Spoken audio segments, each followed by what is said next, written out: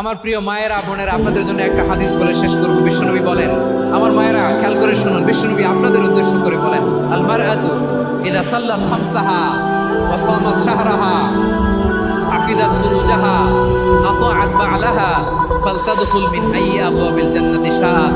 বিশ্বনবী বলেন, ও রমণীরা, ও নারীরা, যে সমস্ত নারী এই চারটা কাজ করবে, এই চারটা কাজের গ্যারান্টি দিবে, তাদেরকে জান্নাতের 8টা দরজার গ্যারান্টি দেয়া হবে। কি চারটা কাজ? 1 নম্বর, আল মারআতু ইযা সাল্লাত খামসাহা, যে নারী 5 ওয়াক্ত নামাজ পড়ে। কি করে? জেলা স্টেডিয়ামে অবস্থানরত আমার নারীরা বোনেরা, বিশ্বনবী আপনাদেরকে 4টা কাজের কথা বলেছেন, খুব বেশি না, 4টা করলে 8 জান্নাতের দরজা সব খোলা। কোনটা দিয়ে যাবে? যেটা দিয়ে মনে চায়। 1 নম্বর 5 ওয়াক্ত নামাজ। আমার বোনেরা জোহরের নামাজ পড়তে পড়তে এটা আসরে নিয়ে যায়, আসর পড়তে পড়তে এটা মাগরিবে নিয়ে যায়, এরকম আসরে নাই, লালমনিরহাটে হয়তো নাই। আমার বোনেরা এটা করবেন না। ইন্নাস সালাতা কানাত আলাল মুমিনিনা কিতাবাম মাওকুতা, সময় মতো করবেন। সামাত শাহরা, রমাদানের রোজাগুলো রাখবেন। হাফিজাত ফুরুজাহা, যে নারী তার চরিত্রকে হেফাজত করে, তার প্রাইভেট হেফাজত করে, তার লজ্জাস্থান হেফাজত করে। ও মায়েরা, আপনার এই গর্ভ যে কত দামি আপনি জানেন না। আপনার এই গর্ভ থেকে জন্মাবে আগামী সালাহুদ্দিন আল আইয়ুবী। আপনার গর্ভ থেকেই জন্মাবে ইমাম আল মাহদি আল মুনতাজার। আপনার পেট থেকে জন্মাবে আবু সাইদের মতো বীর সৈনিক। আপনার পেট থেকে জন্মাবে মুগ্ধের মতো বীর মুজাহিদ। আপনি জানেন না কে আসবে আপনার পেট থেকে। সময়টাকে কাজে লাগান, ইসলামকে বোঝেন, মানেন, আমাদের ইসলামিক লেকচারগুলো শোনেন। আমরা যে বার্তাগুলো, ইনস্ট্রাকশনগুলো, দিক নির্দেশনাগুলো আপনাদের খেদমতে রাখি, এগুলো মেনে চলুন। আপনিই পারেন আপনার ঘরটাকে জান্নাতের টুকরা বানাতে। একটা family, it's a very big institution and you are the MD, the managing director of this institution. চিল্লায় বলেন ঠিক কিনা? চাইলেই পারেন ঘরটারে জান্নাতের টুকরা বানাতে। 5 ওয়াক্ত সালাত, রমাদানের রোজা, নিজের চরিত্রের হেফাজত, ও আতাআত বা'লাহা, স্বামীর আনুগত্য। এটাতে অনেকে ভুল করে থাকে। হায়রে আমার বোনেরা, স্বামীর আনুগত্যকে এটা নিজের অপমান মনে করবেন না। আপনার স্বামী আপনার সবচেয়ে বড় গার্ডিয়ান, তিনি আপনার সবচেয়ে ভালো চায়। নারী কখনো গার্ডিয়ানশিপের বাইরে থাকতে পারেন। হয় আপনি বাবার গার্ডিয়ানশিপের ভেতরে, বা আপনার থাকলে ভাই আপনার গার্ডিয়ান, ভাই না থাকলে চাচা গার্ডিয়ান, বিয়ের পরে আপনার স্বামী আপনার গার্ডিয়ান। শরিয়া সম্মত স্বামীর আদেশগুলো আপনি মেনে চলবেন, কিন্তু শরিয়া বিরুদ্ধ কোনো আদেশ মানতে আপনি বাধ্য নয়। আওয়াজ করে বলুন সবাই ঠিক কিনা? এই 4টা কাজ যদি কোনো নারী করে, বিষ্ণুই বলেন জান্নাতের 8টা দরজা খোলা। তোমার যেটা দিয়ে মনে চায় সেটা দিয়ে জান্নাতে তুমি এন্ট্রি নিতে পারবা। বিষ্ণু ইসলামের স্ত্রীর নাম ছিল আয়েশা রাদিয়াল্লাহু তাআলা আনহা। আবু বকর রাদিয়াল্লাহু তাআলা আনহুর মেয়ে। আবু বকর রাদিয়াল্লাহু তাআলা আনহুর আরেক মেয়ের নাম হচ্ছে আসমা।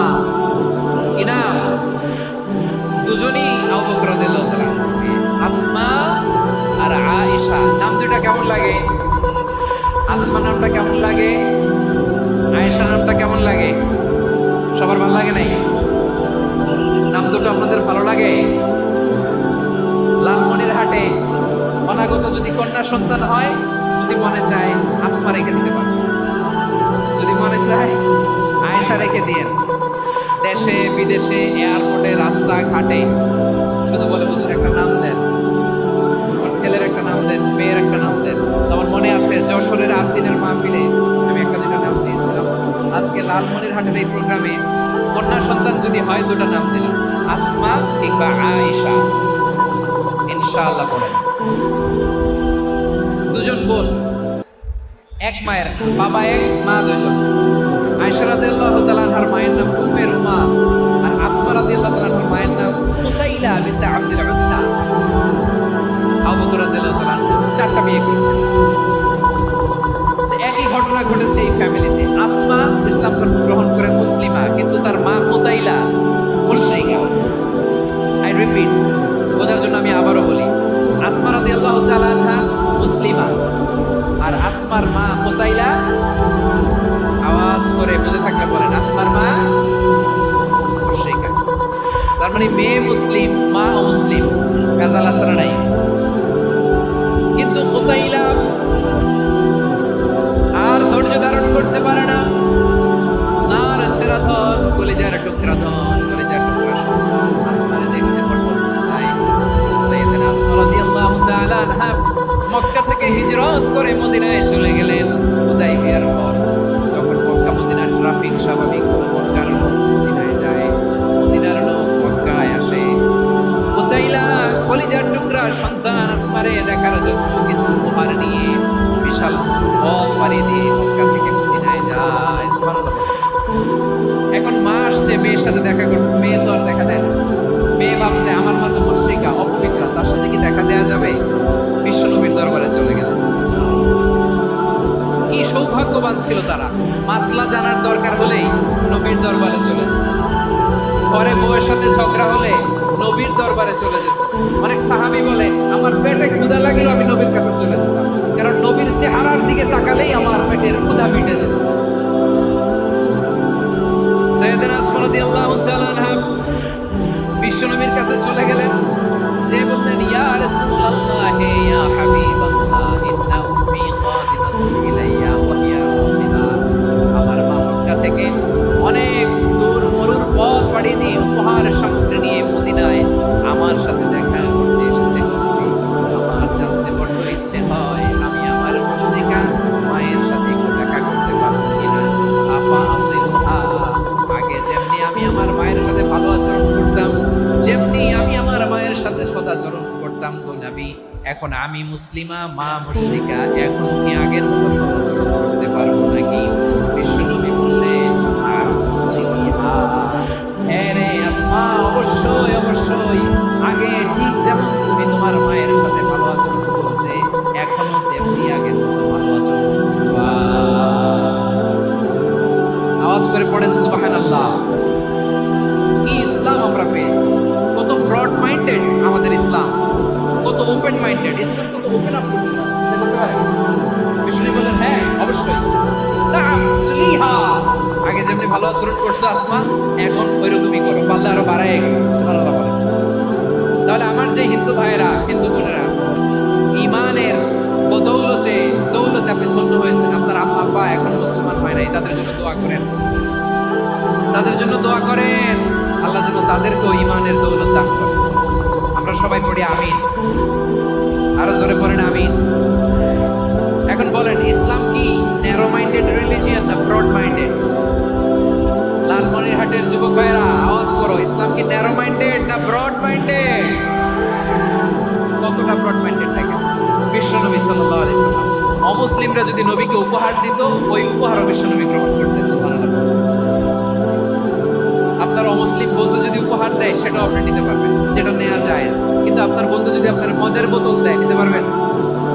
হ্যাঁ, মদের বোতল দিলে আপনার বন্ধু যদি আপনার পর্ক দেয়, পর্ক শুকরের গোশত মিশ্রিত কোনো খাবার, ওটা নিতে পারবেন? হালাল যে কোনো জিনিস নিতে পারবেন। বিশ্বনবী সাল্লাল্লাহু আলাইহি ওয়াসাল্লাম অমুসলিমদের দেয়া হাদিয়া গ্রহণ করতেন। কেমন নবী ছিলেন! আমার নবীরে চিনে নেন, আমার নবীর এনজিও জেনে নেন। বিশ্বনবী সাল্লাল্লাহু আলাইহি ওয়াসাল্লাম যখন কোনো জনপদে যেতেন, তিনটা অপশন নিয়ে যেতেন। রে ভাইয়ের আওয়াজ করে বলতে হবে, কোনো জনপদে গেলে আমার নবীর অপশন থাকতো কয়টা? আমার মতো তিন আঙ্গুল উঁচু করে দেখান আর বলুন, আমার নবী কোন জনপদে গেলে কয়টা অপশন নিয়ে যেতেন? এক নম্বর অপশন আসলিম তাসলাম। নতুন এলাকায় গেলে বলতেন আসলিম তাসলাম, ইসলাম ধর্ম গ্রহণ করো, শান্তিতে থাকবা, আমার ভাই হয়ে যাবো, আমরা ভাই ভাই, ইসলাম মানো, আমরা ভাই ভাই। অপশন নাম্বার কত? এক। যদি বলে না ইসলাম মানবা না, ওকে, অপশন নাম্বার 2, মুসলিম হওয়ার দরকার নাই, লা ইকরাহা ফিদ্দিন, ইসলামে কোনো বাড়াবাড়ি নাই। খ্রিস্টান আছো থাকো, বৌদ্ধ আছো থাকো, ইহুদি থাকতে চাও থাকো, কিন্তু আমরা যেহেতু রিজিওনাল সুপার পাওয়ার, আমাদের আন্ডারে থাকো, ট্যাক্স দিয়া থাকো, এটার বলে জিজিয়া। আলেম যারা আছেন বুঝবেন এটার আরবিতে কি বলে, জিজিয়া। You pay us the tax, we will give you the security. তোমরা ট্যাক্স দিবা, আমরা সিকিউরিটি দিব। ইসলাম, ইসলাম মানব শান্তিতে থাকবে, ভাই ভাই, আমরা ভাই ভাই। অপশন নাম্বার 2, ট্যাক্স দাও, আমরা নিরাপত্তা দিব, মুসলিম হওয়া লাগবে। এখন 1 নাম্বারও মানে না, 2 নাম্বারও মানে না, মুসলিম হবো না, ভালো, খ্রিস্টান থাকো, ট্যাক্স দাও, আমরা সিকিউরিটি না, এটাও মানি না। বিষ্ণু বলেন তাহলে তলোয়ার, আমাদের আর তোমাদের মাঝে ফায়সালা করবে। মুসলিমও হবে না, ট্যাক্স দিবা, নিরাপত্তা দিব, আমাদের আমরা সুপার পাওয়ার, আমাদের আন্ডারে থাকবে, এটাও না। তাহলে তোমাদেরকে তো আমরা বিশ্বাস করতে পারি না। কখন না কখন বিশ্বাসঘাতকতা করো, কার সাথে মিলে হাত মিলাও, তলোয়ার আমাদের মাঝে ফায়সালা করবে। তখন তিনি জেহাদের সশস্ত্র সংগ্রামের ঘোষণা দিতেন। সুবহানাল্লাহ পড়েন। দেখেন, পশ্চিমারা জেহাদকে এইভাবে চিত্রায়িত করে না। ওরা জেহাদ বলতে বোঝায় তলোয়ার, হাত কাটো, গলা কাটো না। জেহাদ সশস্ত্র সংগ্রাম 3 নম্বরে। অধিকাংশ ক্ষেত্রেই বিশ্বনবীর সুন্দর আচরণ দেখে, আরে আমার নবীর যে নুরানি চেহারা, অনেকে তো কেবল সির্ফ চেহারাটা দেখেই কালিমা পড়ে মুসলমান হয়ে গিয়েছে। যারা মুসলিম হয় নাই তারা তাদের ইসলামেই বলবৎ ছিল, ট্যাক্স দিয়ে ইসলামের আন্ডারে ছিল। যারা এটাও মানে নাই ওইটাও মানে নাই, তাদের বিরুদ্ধে জেহাদ। বিশ্বনবী ইসলাম 7ম হিজরিতে যখন খায়বার বিজয়ের পরে ইসলাম রিজিওনাল সুপার পাওয়ার হিসেবে আত্মপ্রকাশ করলো, বিশ্বনবী চিঠি লিখলেন অন্যান্য সুপার পাওয়ারের কাছে। রাষ্ট্রীয় চিঠি লেখে এক রাষ্ট্রপ্রধান আরেক রাষ্ট্রপ্রধানের কাছে। ঠিক কিনা বলেন? জানেন না আপনারা? এই যে 24-এর ছাত্র নাগরিক অভ্যুত্থানে, এই অভ্যুত্থান যখন শুরু হয়, আমি তখন সাউথ আফ্রিকাতে একটা স্ট্যাটাস দিয়েছিলাম, গোটা না হয় গোটা দেশ সংস্কার করা লাগবে। শুধু বাংলাদেশ নয়, সারা বিশ্বের বাংলা ভাষাভাষী লোকেরা এই আন্দোলনের সাথে সমর্থন তারা করেছে, এটাকে সাপোর্ট করেছে, তারা সমর্থন দিয়েছে। আমাদের ইউনাইটেড আরব আমিরাতের বাংলাদেশি ভাইরা তারা সেখানে রাস্তায় নেমে এসেছিল, জানেন? ওইখানে ডেমনস্ট্রেশন করা যায় না, সেখানকার সরকার তাদেরকে যাবজ্জীবন দিয়েছিল। তখন আমাদের এই যে প্রধান উপদেষ্টা ডক্টর মোহাম্মদ ইউনূস সরাসরি G2G বলে, G2G, government to government, G2G উনি চিঠি লিখলেন যে তাদেরকে, ইউর হাইনেস, এ সম্মানিত আমির, আপনি আমার এই চিঠির কারণে আমার সম্মানে এই 53 জন বাংলাদেশিকে মাফ করে দেন। এই চিঠির বদৌলতে বেকসুর খালাস পেয়ে গিয়েছিল আমাদের ভাইরা। জানেন না এই ঘটনা আপনারা? তাহলে গভর্নমেন্ট টু গভর্নমেন্ট চিঠি দেওয়া হয়। 7ম হিজরিতে বিশ্বনবী ইসলাম সব সুপার পাওয়ারের কাছে চিঠি দিলেন, রোমান সম্রাটের কাছে, পারস্য অধিপতির কাছে, মিশরের অধিপতির কাছে, সবার কাছে চিঠি লিখলেন। চিঠির ভাষা ছিল এরকম, মিন মুহাম্মাদিন রাসূলিল্লাহ ইলা মুকাওকিস আযীমিল কিবত। মুহাম্মদ রাসূলুল্লাহর পক্ষ থেকে মিশরের বাদশার কাছে, আসলিম তাসলাম, ইসলাম মানো শান্তিতে থাকবা, সালামুন আলা মান ইত্তাবাআল হুদা, শান্তি তার জন্য যে হেদায়েতের অনুসরণ করে। সুবহানাল্লাহ বলেন। এই চিঠি অনেকে ভালোভাবে রিসিভ করেছে, অনেকে এই চিঠি পাওয়ার পরে নবীর কাছে আবার ইন রিটার্ন উপহার পাঠিয়েছে। কি পাঠিয়েছে? উপহার। মিশরের বাদশা মুকাওকিস তিনি বিশ্বনবীকে বিশাল এক উপহারের ডালি পাঠিয়েছেন। মিশরের বাদশা মুকাওকিস ছিলেন ধর্মে খ্রিস্টান। লালমনিরহাটের ভাইয়ের আওয়াজ করে বলেন, মিশরের বাদশা ধর্মে কি ছিল? খ্রিস্টান। কি উপহার দিয়েছিল আমার নবীকে? শুনতে মনে চায়? আওয়াজ নাই লালমনিরহাটের গলায়, শুনতে মনে যায়? 1000 স্বর্ণ মুদ্রা, 1000 স্বর্ণ। 2টা খ্রিস্টান দাসী, একজনের নাম মারিয়া বিনতে শামউন আল কিবতিয়া, আরেকজনের নাম সিরিন বিনতে শামউন আল কিবতিয়া। একজন খ্রিস্টান দাস 20 থান কাপড় জামা বানানোর জন্য, আমরা নবী যেন সেলাই করে জামা বানাতে পারে, এজন্য 20 থান কাপড়, 20 থান ফাইন গার্মেন্ট। এরপরে একটা গাধা যেটার নাম ছিল রুফাইর, আর একটা খচ্চর, এটার নাম ছিল দুলদুল। খচ্চর ছিলেন গাধা আর ঘোড়ার ক্রসিং এ যে প্রাণীটা দুনিয়াতে আসে।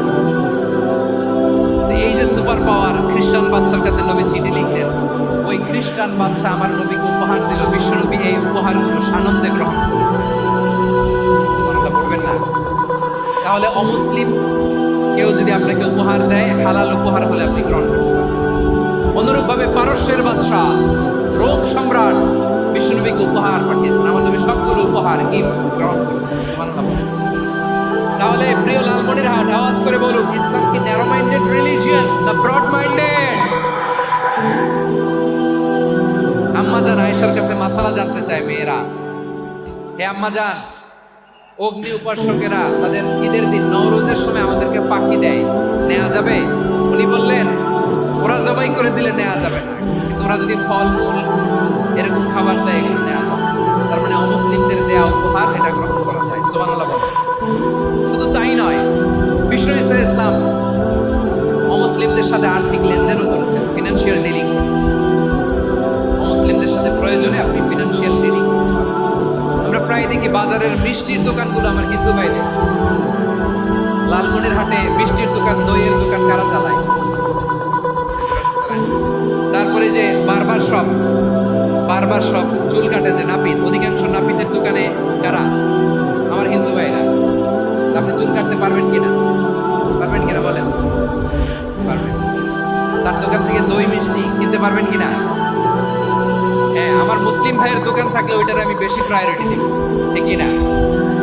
কিন্তু যদি তাদের সার্ভিস নিতে চান, প্রোডাক্ট নিতে চান, পারবেন। তার দলিল সহিহ বুখারী, আম্মা জান আয়েশা রাদিয়াল্লাহু তাআলা আনহা বলেন, ইশতারা রাসূলুল্লাহ সাল্লাল্লাহু আলাইহি ওয়াসাল্লাম মিন ইয়াহুদিয়্যিন তুআমান ওয়া রাহানাহু দিরআহু মিন হাদিদ। রাসূল সাল্লাল্লাহু আলাইহি ওয়াসাল্লাম এক ইহুদির কাছ থেকে, কার কাছ থেকে? সবাই বলে নাই কার কাছ থেকে? আমার নবী, প্যারা নবী এক ইহুদির কাছ থেকে জব কিনেছিল, জব, বার্লি, যেটা দিয়ে রুটি বানায়।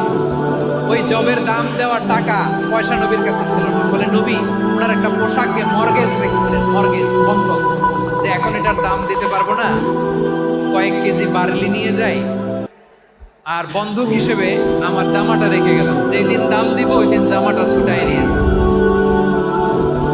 সুবহানাল্লাহ করবেন না? বাকিতে দিছিলেন, বাকিতে। দিরআহু মিন হাদিদ, লোহার তৈরি বর্ম, মানে যুদ্ধের পোশাক, লোহা দিয়ে বানানো। বিষ্ণু বললেন কয়েক কেজি জব দাও, টাকাটা পরে দিব, এখন টাকা নাই, বন্ধক হিসেবে, মর্গেজ হিসেবে আমার জামা রেখে গেল, যখন টাকা দিব জামা ছুটাই নিব। আওয়াজ করে বলতে হবে সুবহানাল্লাহ। এ থেকে বোঝা গেল অমুসলিমদের সাথে ফিনান্সিয়াল ডিলিং করা যায়, অর্থনৈতিক লেনদেন করা যায়, কেনাবেচা করা যায়, প্রোডাক্ট কেনা যায়। এমনকি আমাদের মসজিদে নববীতে বারান্দায় আপনার একটা অটোমেটিক ফ্লাইং আমব্রেলা দেখছেন? সূর্য যখন বাড়ে মসজিদে নববীর বারান্দায়, ইয়ার্ডের মধ্যে অটোমেটিক্যালি কিছু আমব্রেলা আছে, আর সূর্যের তাপ লাগে না। আবার সন্ধ্যাবেলায় এই আমব্রেলাগুলো ওরা ক্লোজ করে ফেলে, দেখেন নাই না? দেখছেন? এই মসজিদে নববীকে সর্বোচ্চ উন্নত মানের কনস্ট্রাকশন ইনফ্রাস্ট্রাকচার ডেভেলপ করার জন্য কর্তৃপক্ষ কিছু অমুসলিম ইঞ্জিনিয়ারের, ডিজাইনারের সহায়তা নিয়েছে। সুবহানাল্লাহ বলেন। কোন দলিলের ভিত্তিতে? এই দলিলের ভিত্তিতে বিষ্ণু ঈসা ইসলাম অমুসলিমদের সাথেও লেনদেন করেছেন। আওয়াজ করে বলতে হবে আল্লাহু আকবার। শুধু তাই নয়, ইন কেস অফ ইমার্জেন্সি, প্রয়োজনে ইসলামের খাতিরে, ইসলামকে সামনের দিকে এগিয়ে নিয়ে যাওয়ার জন্য অমুসলিমদের সাপোর্ট নেওয়া জায়েজ আছে। অমুসলিমদের সাপোর্ট নেয়া, তাদের থেকে অর্থ নেয়া, পলিটিক্যাল সাপোর্ট, পলিটিক্যাল অ্যাসাইলাম নেওয়া জায়েজ আছে। আমাদের অনেক বিশ্ববরেণ্য দায়ীরা আমেরিকায় অস্থায়ীভাবে অ্যাসাইলাম নিয়ে থাকে, নিজের দেশে গেলে ফাঁসিতে ঝুলাই দিবে।